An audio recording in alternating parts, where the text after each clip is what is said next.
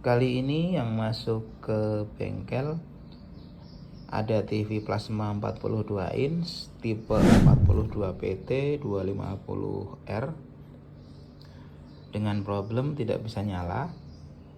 Jadi langsung saja menuju ke penyelesaiannya, kita akan fokus di bagian ini. Dan ini ya, Yesus dan Jetsusnya yang paling sering menyebabkan masalah pada saat TV plasma itu tidak mau nyala. Jadi mari kita menuju ke penyelesaiannya. Ngerjain TV plasma itu sebenarnya gampang-gampang susah ya, dibilang susah juga ada kemudahannya, dibilang mudah juga agak rumit gitu ya. Saya bisa bilang agak mudah karena kerusakannya itu biasanya berpola ya, hanya itu saja yang bikin plasma TV nggak bisa nyala. Ya langsung aja, pertama yang harus dilakukan untuk perbaikan plasma itu kalian harus cek semua yang ada di sini nih. Semua komponen yang ada di bawah sini, di sini, dan di sini juga nih. Atau misal kalau kalian ada komponen SMD ya, komponennya ditaruh di bawah sini juga harus dicek semua ya. Kalau yang ini komponennya semuanya ada di atas, komponen tancap. Jadi semuanya itu harus dicek nih yang ada di bawah heatsink pendingin ini, terutama untuk IGBT nih. IGBT-nya kayak punya saya ini, IGBT-nya ada yang udah rusak, ada 5 biji ya. Itu yang harus kalian cek, itu yang jelas IGBT dan komponen-komponen MOSFET di bawah heatsink ini. Yang kedua itu komponen kapasitor yang kecil-kecil ini ya, yang biru-biru ini dicek secara fisik aja ya, karena emang biasanya itu kalau ada yang rusak ini kapasitornya pecah, kelihatan di bodinya ada yang pecah, gosong, hitam, jadi langsung diganti aja, tertulis di bodinya berapa langsung diganti. Itu step yang kedua. Kemudian yang ketiga, setelah pengecekan kapasitor biru-biru ini semuanya dirasa aman, yang ketiga kalian cek di kaki IGBT yang rusak tadi nih. Di sini ada, saya tunjukin, ada resistor ya.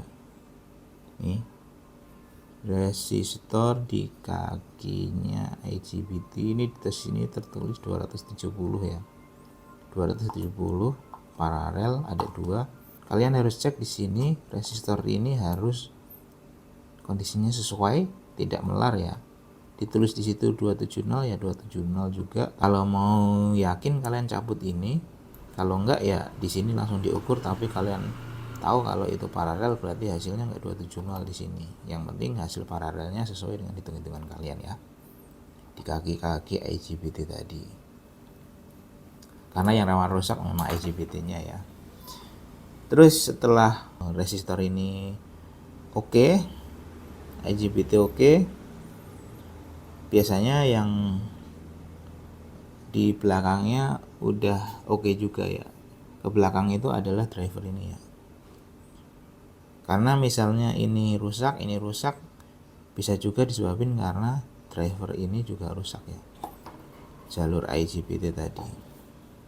Nih, jalur resistor dia dijambar ke sini, keluar dari IC. Nah, ini kemungkinan juga kalau ini rusak, ini rusak kalau misalnya penggantian IGBT tadi ternyata belum membuahkan hasil ya.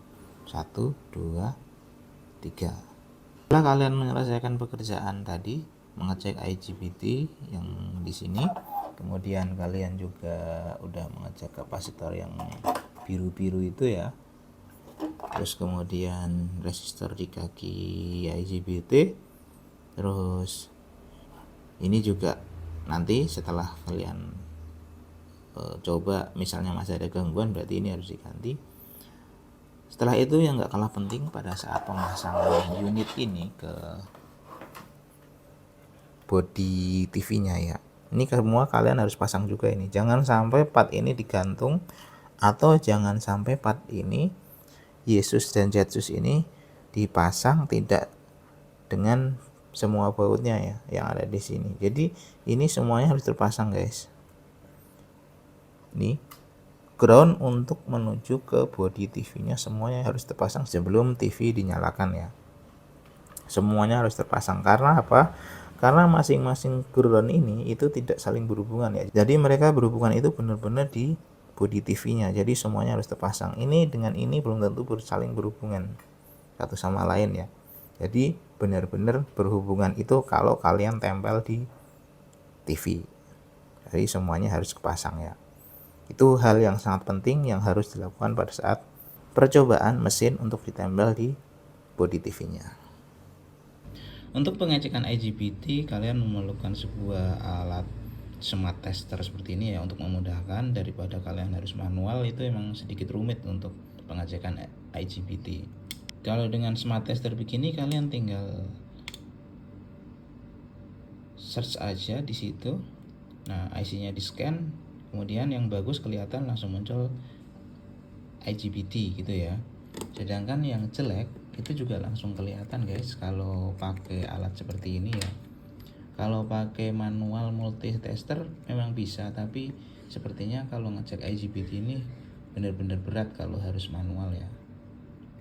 Nih, ini yang jelek ya. Saya scan lagi.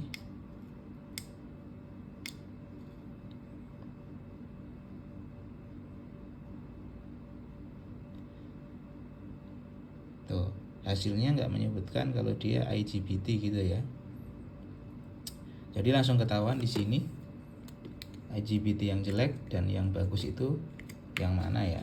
Langsung ketahuan kalau kalian punya alat smart tester seperti ini. Nggak harus seperti ini, tapi kebanyakan smart tester udah bisa detect ke IGBT ya. Tapi kalian harus pilih-pilih juga, nggak semua smart tester itu mampu buat membaca komponen IGBT. Dan ini adalah hasil pekerjaan tadi. Ini masuk dalam mode autogen ya, yaitu TV dipaksa nyala tanpa mainboard. Kalau kalian TV-nya udah bisa menunjukkan gambar-gambar seperti ini, berarti kerjaan di Yesus dan Jetsus tadi sudah oke.